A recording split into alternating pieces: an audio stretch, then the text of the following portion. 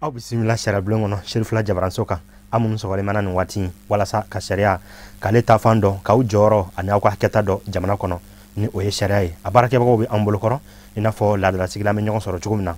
bi an ka mawululu min an bolokɔrɔ ka kuma hakilina min kan o hakilina tɛ dɔwɛrɛ ye o ye dugukolo ko ye n'an b'a fɔ ma ko le contentieux du foncier dugukolo ko Mali kɔnɔ bi a bɛ yɔrɔ min na a dogolen tɛ maa la walasa ka se ka anw kibaruya k'anw kunnafoni sariya yɛrɛ ye mun fɔ a la dugukolo ko a bɛ mairie ka kuma bɔlen kɔ a la kiiri tigilamɔgɔw ni o ye justice ye olu jɔyɔrɔ jumɛn bɛ dugukolo ko a kɛlɛ a ɲɛnabɔli la an ka juridiction judiciaire ni o ye an ka commune kɔnɔna ye fo ka taa bila an ka marayɔrɔ la ni o ye juge de paix accompagnateur instantiel ye ka fara bɛɛ lajɛlen ka o ye juridiction judiciaire ye olu jɔyɔrɔ ka tila ka fara bi spécial ni o ye tribunal administratif ye Bamakɔ tribunal administratif ninnu maaw de bɛ an bolokɔrɔ bi walasa ka se ka anw kunnafoni sariya ale baara kɛ cogo la kɛrɛnkɛrɛnna dugukolo ko sira kan donc o la commune de tɔgɔ la Bamakɔ sigida 2nan tribunal ale tɔgɔ la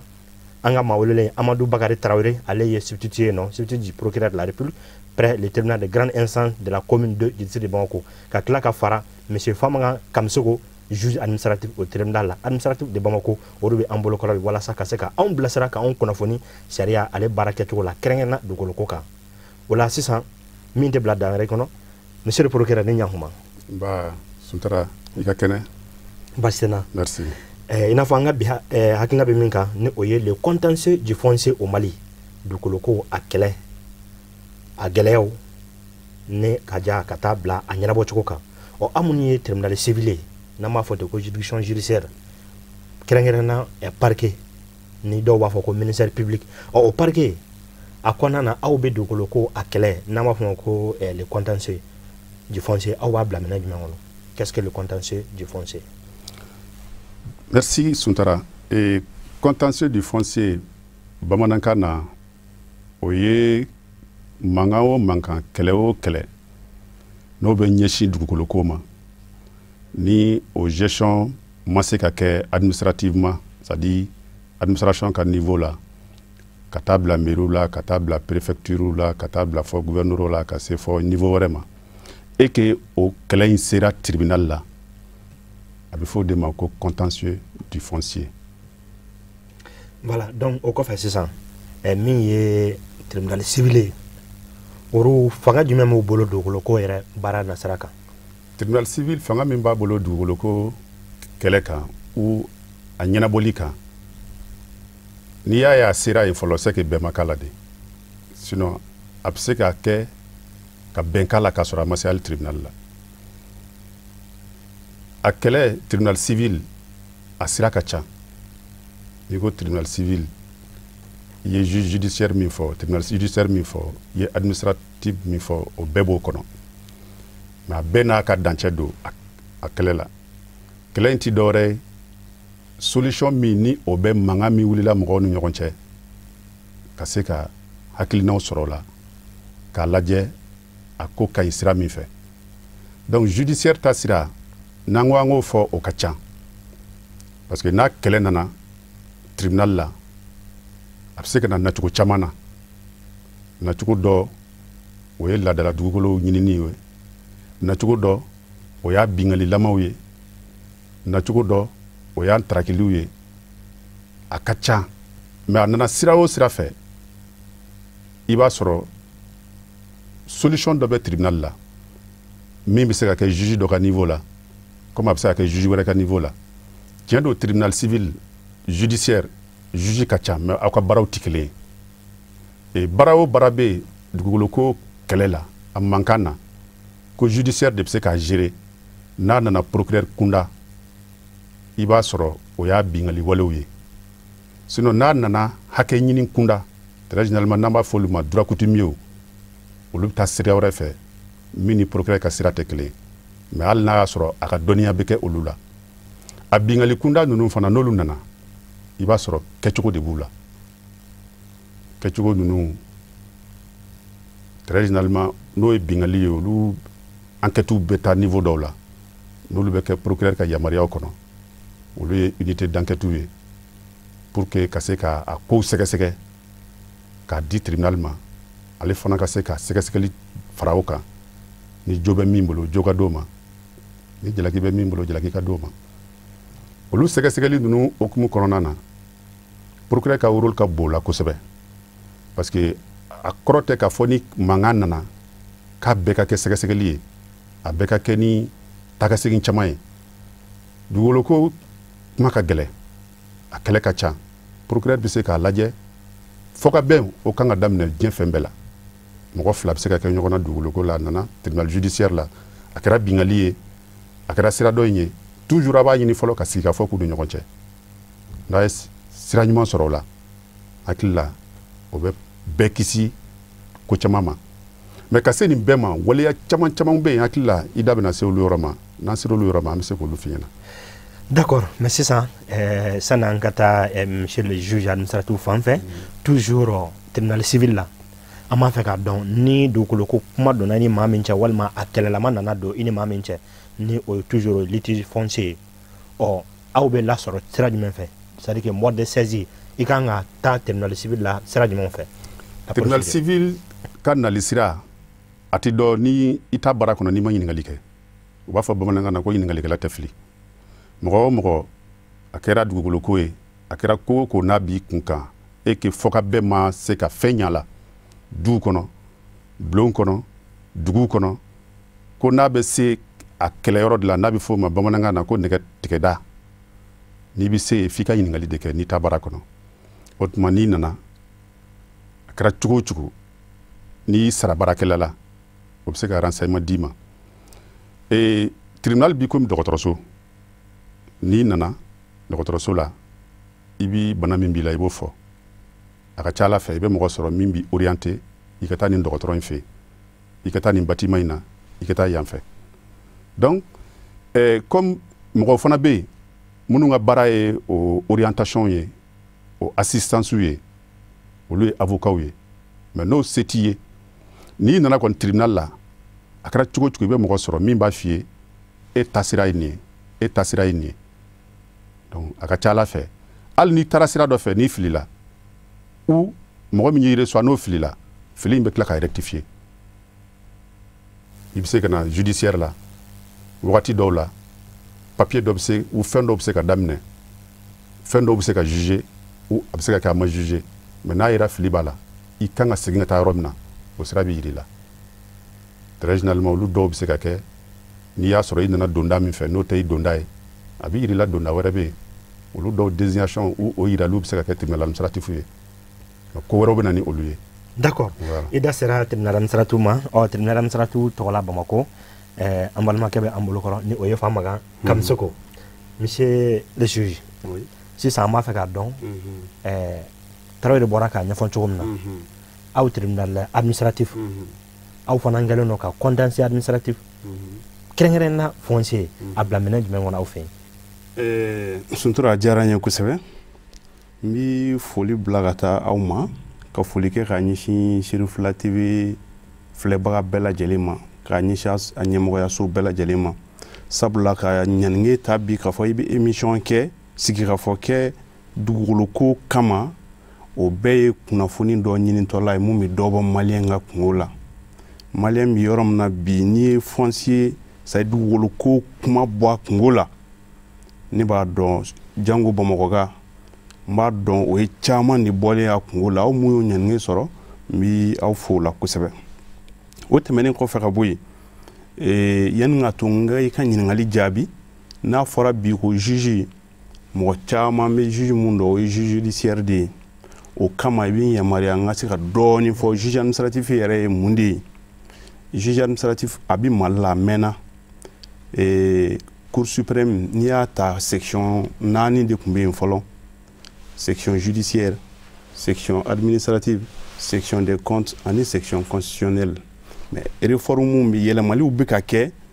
section constitutionnelle o bɔra o taara kɛ cour constitutionnelle ye tɔ tora section 3 de ma ye n'o ye section judiciaire ni section administrative ani section des comptes a tɔ y'o 3 de ye tribunal administratif olu ye dugumataw ye a bɛ daminɛ yɔrɔ minnu na tribunal administratif 88 a saba créé la Mali la saba mun créé la Mali la kelen bɛ Kayi o ye Kayi région n'a kunkanko fɔbaga ye kelen bi Bamakɔ yan o ye Bamakɔ ani Kulikoro région Sikaso région ani Segu région o y'olu kunkanko fɔbaga ye kelen bi Mopti o ye Mopti région ani Gao ani Tombouctou ani Kidal o y'olu fana kungo fɔbaga ye kana se fo 2011 u ye sariya dɔ ta mun ye juridiction dɔw créé Mali la o cadre kɔnɔna na u nana ka na tribunal administratif 3 fana créé kelen créé la Sikaso ka kelen créé Segu ka kelen créé Gao ta yɛrɛ kan ka baara daminɛ sɔɔni parce que mutation labanw na mɔgɔw bilala ka taa ye donc o ye tribunal administratif na kɛcogo ye ni n ko n ka n da don foncier la foncier le conflit foncier ou bien le contentieux foncier i n'a fɔ baarakɛɲɔgɔn y'a fɔ cogoya min na Traoré y'a fɔ cogoya min na conflit yɛrɛ ye mun de ye fɔlɔ litige ye mun de ye o y'a ye mɔgɔ dɔw de dɛsɛra ka bɛn ko la fɔ ɲɔgɔnkɔ b'aw ni ɲɔgɔn cɛ aw dɛsɛla ka bɛn a la aw yɛrɛ ye bon a bɛ se ka kɛ an b'a fɔ mun ma ko arbitre o fana bɛ fara aw kan pour que aw ka se ka bɛn a la aw ni ɲɔgɔn cɛ mais n'o si ma se k'a ɲɛnabɔ aw ni ɲɔgɔn cɛ ko fo kelen y'a laɲini ka taa n'a ye sariyaso la an b'a fɔ k'a kɛra litige foncier n'a tala a bɛ dépend n'a sɔrɔ acte administratif de don ou bien n'a sɔrɔ acte mun don n'o ye mɔgɔ damaw ni ɲɔgɔn cɛ ye parce que n'i y'a jateminɛ de façon générale juge administratif yɛrɛ ye mun de ye a ka baara ye mun de ye mɔgɔ dɔ ni service da dɔ bi ɲɔgɔn na ka sababu kɛ service da ka baara taabolo ye ou bien ka sababu k'a ka décision dɔ talen ye aw nana bila ɲɔgɔn na ka sababu kɛ o ye ou bien service da fila yɛrɛ bilala ɲɔgɔn na mun ti cour constitutionnel ka baara ye parce que o fana ye service da fila ni ɲɔgɔn cɛ ou bien mɔgɔ ni service ni ɲɔgɔn cɛ ye donc juge administratif ka baara ye o de ye donc dugukolo ko fana na administration caman bi intervenu préfet b'o la gouverneur b'o la maire b'o la conservateur b'o la an b'a fɔ mun ma conservateur de domaine o b'o la ministre b'o la conseil des ministres sen b'o la donc juge administratif bi intervenu chaque fois que n'o dɔ bɛ yen ni mankan y'o dɔ de ni mankan m'o dɔ de kun kan juge administratif bi ale n'i bi taa n'a ye kiiriso la i bi taa n'a ye ale fɛ yen i y'a faamu mais juge administratif bɛ yen dɔw bi sanfɛ dɔw bi duguma ni n ko n ka a différence bɔ ɲɔgɔn na tribunal administratif t'a ye cour constitutionnelle gouverneur ka niveau directeur régional niveau olu ka décision talenw ka jigin maires ni préfets ni sous-préfets la n'a sela ministre ma ou bien directeur national ma olu bi taa cour suprême na n'a bɛ fɔ o ma section administrative la cour suprême o dakuruɲa damadamani tun bɛ n fɛ fɔlɔ k'a fɔ faranfasiya la pour que aw yɛrɛ k'a dɔn juge administratif ye mun ye voilà. Très bien, merci bien monsieur le juge. Sisan tribunal administratif ni dugukolo ko mankan donna mɔgɔ ni mɔgɔ cɛ aw bɛ se ka lasɔrɔ sira jumɛn fɛ walasa i ka taa parce que an b'a mɛn mɔgɔ caman na ko tribunal administratif yɛrɛ ko est-ce que kow bɛ ka baara kɛ u bɛ ka baara kɛ an b'a fɛ k'a dɔn ni mɔgɔw tɛ a lasɔrɔ cogo dɔ n'o a y'a fɔ mode de saisie cogo jumɛn na i bɛ se k'ale saisir. ayiwa o ti baasi tribunal administratif yɛrɛ lasɔrɔ cogo n'i bɛ fɛ k'a saisir i bɛ lettre de kɛ an b'a fɔ mun ma requête i b'a ɲɛsin tribunal administratif président na n'i b'a kɛ fɛn caman bɛ yen n tɛna se ka n da don bɛɛ lajɛlen la yan mais n'i b'a sɛbɛn a bɛ kɛ an ka baarakɛkan na fɔlɔ n'o y'an ka langue officielle ye o kɔnɔna na i b'i ka laɲiniw fɔ k'a fɔ n bɛ nin de fɛ a bɛ na fɔ misaliya la sisan maire ye dugukolo di Traoré ma a ye dugukolo di ne fana ma ou bien préfet ye dugukolo di ne ma ne ni Traoré an bɔra ɲɔgɔn kalama k'a fɔ ne bɛ dugukolo mun kan Traoré yɛrɛ fana papier dɔ b'ale fana bolo dugukolo in kan ni ne ma sɔn o ma sisan a tɛ ne ni Traoré ni ɲɔgɔn cɛ o sabula Traoré m'a ɲini a yɛrɛ a m'a ta a yɛrɛ service da dɔ de y'a d'ale ma a bɛ ne ni o service da in de cɛ sisan ni ne ko ne ma diɲɛ ni o ye ne bi taa o service da in de fɛ yen aw ye papier mun di Traoré ma nin dugukolo in na dugukolo in ne ta de ne fana ka papier filɛ nin donc ne bi taa o de ɲini tribunal la ko n'a ma sɔn ni maire mun y'a di Traoré ma n'o ma sɔn ka segin a kɔ komi a bɛ se ka kɛ délai fana de b'u bolo i yɛrɛ ye décision mun ta ni kalo 2 tɛmɛna administration i tɛ se ka segin a kan tuguni hali o kalo 2 kɔnɔ i bɛ segin mun kan o y'a ye n'a sɔrɔ a bɛ sariya dɔ sɔsɔ mun b'a sanfɛ n'a bɛ fɔ o ma motif d'illégalité i bɛ se ka segin a kan o la mais n'o tɛ kalo 2 mana tɛmɛ i tɛ se ka segin a kan yɛrɛ tuguni hali ni illégalité bɛ yen e yɛrɛ mun ka décision don e bɛ taa ɲini juge de fɛ sa a ka annuler sinon e yɛrɛ tɛ se ka annuler tuguni i y'a faamu bon ni ne taara préfet fɛ yen o la k'a fɔ i ye décision maire fɛ k'a fɔ i ye décision mun di Traoré ma dugukolo in na ne ta ye dugukolo ye n'a ma sɔn ka segin a kɔ ne bɛ taa tribunal administratif la k'a fɔ nin maire in ye papier di Traoré ma nin dugukolo in na k'a sɔrɔ a dilen bɛ ne ma a mɛnna a dun ma bɔsi na fɔlɔ donc n'a ma bɔsi na ne hakili la n t'a don n kan ka sigi ni o ye n'an nana n'an sela juge fɛ yen o de bɛ se k'a ɲɛfɔ an ɲɛna sa cogoya mun don mais pour que ka na ni faranfasiya ye toujours tribunal kan ka saisi cogoya mun na i b'a fɔ président ɲɛna a bɛ sɛbɛn de a tɛ fɔ dɛ a bɛ sɛbɛn de par écrit i bɛ lettre kɛ ka taa d'a ma k'a fɔ n bɛ fɛ ka karisa ka lettre mun b'a bolo ou bien permis mun b'a bolo nin dugukolo in kan k'o de annuler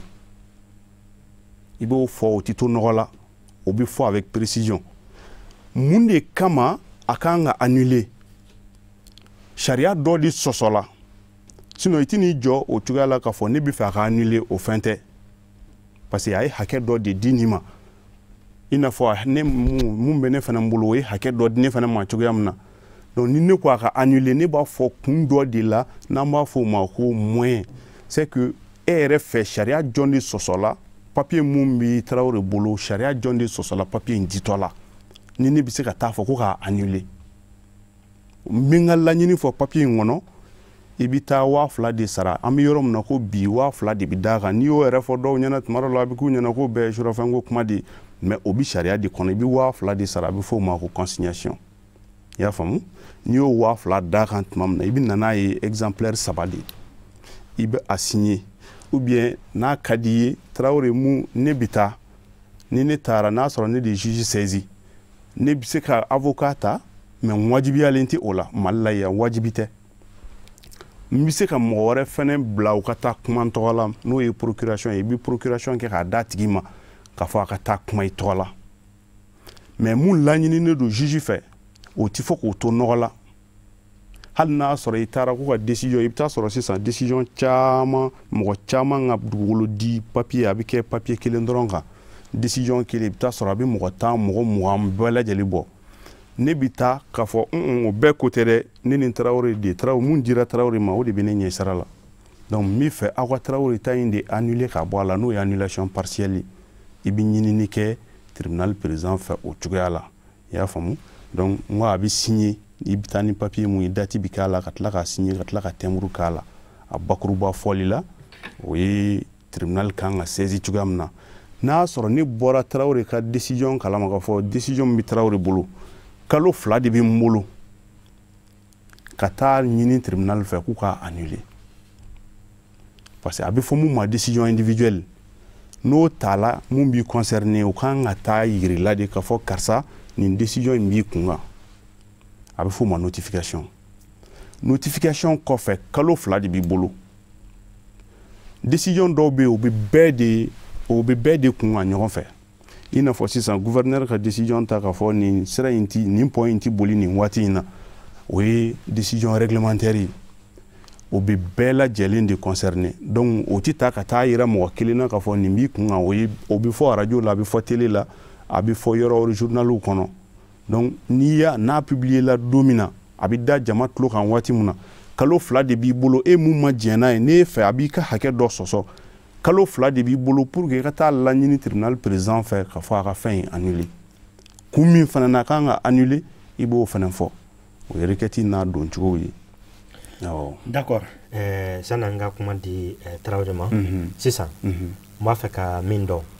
min bɛ wele ko droit coutumier o ye an ka laadala dugukolo kow ye ka taa bila titre foncier kan est-ce que an bɛ yɔrɔ min na an bɛ bi min na o bɛ aw tribunal administratif ka bolo kan. Suntura pour que ka kuma la faamuya ka kuma fɔ k'a faamuya o ti anw ka bolo kan ni mo a t'an ka bolo kan mɔgɔ mun min na tribunal la k'a fɔ i bɛ fɛ ka nin fɛn in annulation ɲini i ti na tribunal administratif la k'a fɔ i bɛ fɛ ka droit coutumier annulation ɲini o ye tribunal civil ka baara ye i ti na tribunal administratif la k'a fɔ i bɛ fɛ ka titre foncier annulation ɲini titre foncier ta mun y'o ye fo ka na se 2012 ma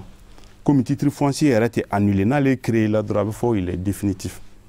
a ti lasegin a ti se ka annuler mais ni titre foncier créé la a bɛ fɔ fɛn dɔ ma acte de cession a bɛ feere mɔgɔ mun ma administration mana créé a bɛ feere mɔgɔ dɔ de ma a bɛ fɔ o ma feere fɛn in de a bɛ se ka kɛ notaire fɛ yen a bɛ se ka kɛ administration yɛrɛ fɛ yen le directeur généralement directeur régional du domaine et du cadastre au début a fɛngɛw kɛ donc n'a y'a feere o papier a bɛ fɔ o ma acte administratif de cession o acte administratif de cession fo ka na se 2012 ma juge administratif tun b'o de annulé o ye feere bɔlen y'a ma titre foncier yɛrɛ bɛ to a nɔ la mais o ye feere de bɔlen y'a ma 2012 la Amidou Diabaté ale tun ye député ya waati a nana loi dɔ a nana sariya bolo dɔ ɲanige ka taa n'a ye assemblée la assemblée mɔgɔw fana y'a voté an bɛ loi in wele ko loi Amidou Diabaté o loi in ko juge administratif k'u sen bɔ titre foncier yɛrɛ k'u k'a to yen pewu ko hali ni kunkanko b'a la hali n'a sɔrɔ administration de y'a feere mun ye acte de cession de vente acte de cession ye pardon ko juge administratif k'a to yen k'a ka compétence tɛ i y'a faamu donc o fɔra k'o bɔ nɔgɔ la nka faranfasiya dɔ bɛ yen ni titre foncier bɛ e bolo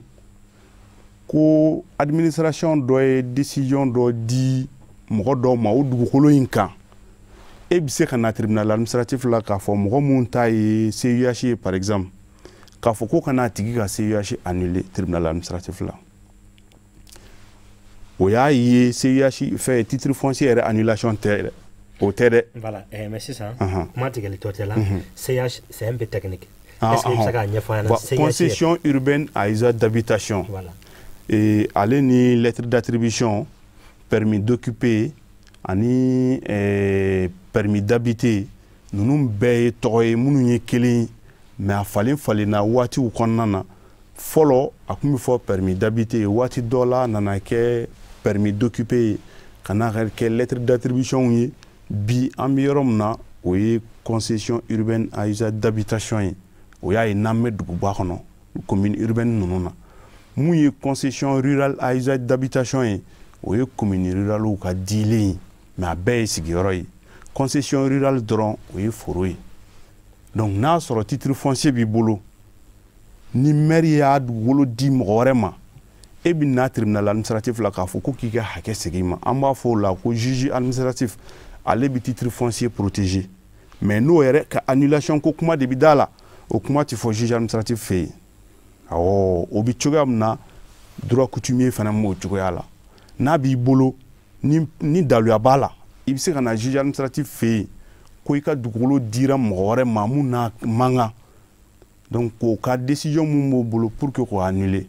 mais n'a sɔrɔ e ka droit foncier coutumier foncier yɛrɛ de annulation kuma bɛ yen o fana tɛ fɔ tribunal administratif la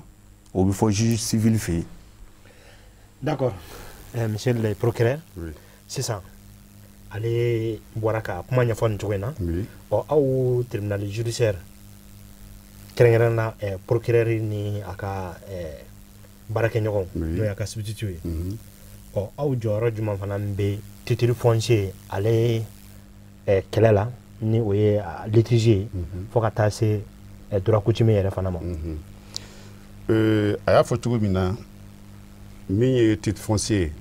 ani droit coutumier a bɛɛ kɛlɛcogo a bɛ sɛbɛn kɔnɔ texte baden bɛ yen mais yanni n ka n da se o ma n bɛ segin tribunal judiciaire saisili la dɔɔni n y'a fɔ cogo min na tribunal donda ka ca n'i bɛna droit coutumier ɲini i bɛ don da dɔ fɛ o ye civil ye i bɛna requête la assignation requête o ye i yɛrɛ bɛ min sɛbɛn k'a signer k'a timbrer laɲini min n'i b'o nɔfɛ dugukolo ko in kan i b'o kumakanw k'a kɔnɔ timbre bɛ k'a la a bɛ don président du tribunal fɛ yen ale bɛ mention dɔ k'a la k'a labɔ o kɔrɔ k'i ka taa kiiri wari sara a bɛ fɔ o ma consignation o consignation in fana wari in o bɛ taa trésor de la o ye joli i n'a fɔ o bɛ varier tribunal la texte kelen don k'a bɛɛ défini mais a bɛ varier tribunal la o bɛ cogo min n'i tɛ se i bɛ se ka taa huissier dɔ fɛ yen o bɛ assignation dilan i ye i ka kumakanw bɛɛ k'a kɔnɔ i ka laɲini bɛɛ bɛ k'a kɔnɔ a kɛra requête ye a kɛra assignation ye prévu fɛn o fɛn b'i bolo yɔrɔ ko in kan ko o ye daluya fɛn o fɛn b'i bolo i b'olu a fɔ o ma pièce jointe i b'olu joint a la n'o donna mention bɛ kɛ olu la i bɛ consignation in sara a man ca o tuma i ka kiiri bɛ boloda consignation in n'o t'a kɔnɔ kiiri tɛ se ka boloda voilà maintenant consignation in pour que kana kuma tigɛ oui consignation in est ce que i bɛ se ka o ye kiiri musaka de ye a bɛ yɛlɛma tribunal ni ɲɔgɔn cɛ oui mais a bɛ se joli la a bɛ daminɛ joli la fo ka taa bila joli la bon ne ye tribunal min kɛ ne ye 3000 yɔrɔ dɔw la n ye 2000 yɔrɔ dɔw la o ye civil sira ye mais n'i bɛna ko mɔgɔ n'i i ka dugukolo tarak'i la o ye procureur kunda ka na mɔgɔ ka dugukolo minɛ a la k'a sɔrɔ i ta tɛ a tigi y'a jira k'a fɔ dɔ binna kan a bɛ fɛ ka na a ka hakɛ ɲini n'a sera procureur ma i bɛ plainte de kɛ o fana bɛ tɛnbere k'a ladon procureur fɛ yen ni enquête kan ka k'a la procureur bɛ soit transmis k'a la k'a ci unité d'enquête la unité d'enquête o ye polisiso gendarmerie n'a bɛ kɛnɛma pour que olu ka enquête kɛ ka faamuyali kɛ document fɛn o fɛn ou bien bolonɔ fɛn o fɛn ou bien fɛn o fɛn bɛ a ko kun kan k'o da u ka kumakanw PV kan ka na o di a ma donc ni mode de saisie ninnu olu de bɛ yen maintenant min ye titre foncier Kamisogo y'a fɔ cogo min effectivement o de don ka kɔn 2012 ɲɛ a annulation tun bɛ tribunal administratif bolo mais Amidou Diabaté nana ni initiative ye k'a fɔ n'i y'a jateminɛ titre foncier tun bɛ créer fɔlɔ problème kun t'u la mais a nana ye problème de cayara suyɛliw cayara la a kow donyɔrɔw cayara pour que k'a annuler il faut que fɛn dɔw bɛ olu ka jateminɛ a yera o jateminɛ o sɛgɛsɛgɛli ka bon tribunal judiciaire de la ka tɛmɛ tribunal administratif kan donc u y'a ye précisément titre foncier pour que a ka annuler cogo fila bɛ yen cogo fɔlɔ o ye domaine yɛrɛ niveau fili kɛra terrain kelen kan ka titre fila créer a kan fili kɛra ka titre fila créer a kan pouvoir bɛ domaine yɛrɛ chef bolo ka o titre min ye kura ye k'o annuler fɔlɔfɔlɔ min ka ɲi o bɛ to yen mais filanan min créera pouvoir bɛ domaine chef de bureau yɛrɛ bolo k'o annuler ou o terrain in portion yɔrɔ dɔ titre fila créera a côté dɔ kan a yɔrɔnin dɔ kan titre fila minnu n'u bɛ superposer kɔrɔlen n'o ka ɲi o bɛ to yen mais kura min créera o bɛ annuler o ye annulation fɔlɔ ye domaine niveau la annulation filanan min ye tribunal judiciaire ka baara ye n'i y'o annulation in ta i bɛ faille dɔɔni ye olu la u y'a fɔ o yɔrɔ la n'i y'a article défini ko titre min n'a immatriculation c'est à dire a ɲini cogo n'o ɲɛna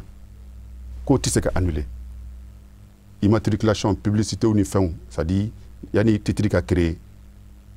parution bɛ kɛ journaux kɔnɔ bornage contradictoire bɛ kɛ olu bɛɛ délai b'olu bɛɛ la ko n'olu kɛcogo ɲɛna o titre tɛ se ka annuler